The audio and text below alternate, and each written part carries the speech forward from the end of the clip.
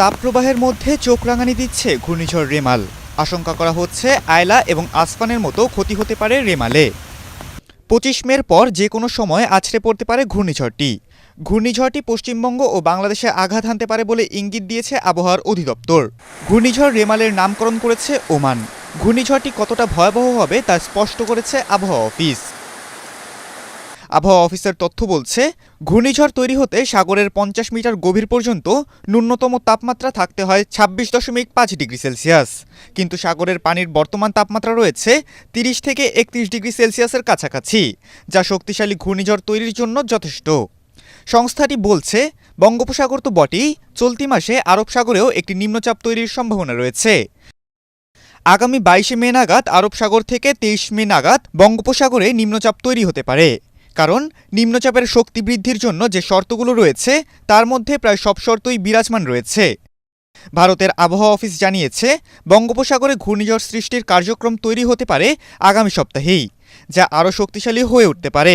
সংস্থাটি বলছে, আগামী ২৩ মে দক্ষিণ পূর্ব বঙ্গোপসাগর ও সংলগ্ন আন্দামান সাগরে একটি নিম্নচাপ তৈরি হতে পারে, যা ২৪ মের পরে দক্ষিণ পূর্ব বঙ্গোপসাগর ও সংলগ্ন উত্তর আন্দামান সাগরে গভীর নিম্নচাপে পরিণত হওয়ার সম্ভাবনা রয়েছে। পরে সেটি আরও শক্তিশালী হয়ে উঠতে পারে, যা এগিয়ে যেতে পারে উত্তর ও উত্তর পূর্ব দিকে। আবহাওয়া অফিসের উদ্ধৃতি দিয়ে ভারতীয় সংবাদ মাধ্যম জানিয়েছে, বঙ্গোপসাগরে শক্তিশালী ঘূর্ণিঝড়ের আদর্শ পরিবেশ তৈরি হয়েছে, যা চলতি মাসের শেষের দিকে পশ্চিমবঙ্গ ও বাংলাদেশের উপকূলীয় অঞ্চলে আঘাত হানতে পারে। ঘূর্ণিঝড়টি এখন শক্তি সঞ্চার করছে।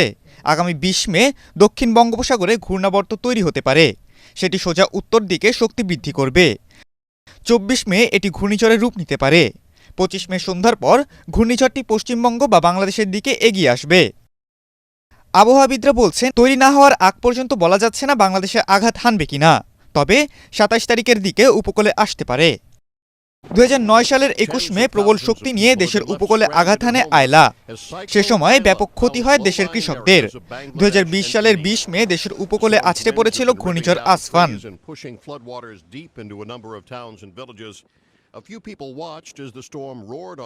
বঙ্গোপসাগরে সৃষ্ট এই ঘূর্ণিঝড়টির প্রভাবেও ব্যাপক ক্ষতির মুখোমুখি হতে হয়েছিল বাংলাদেশকে।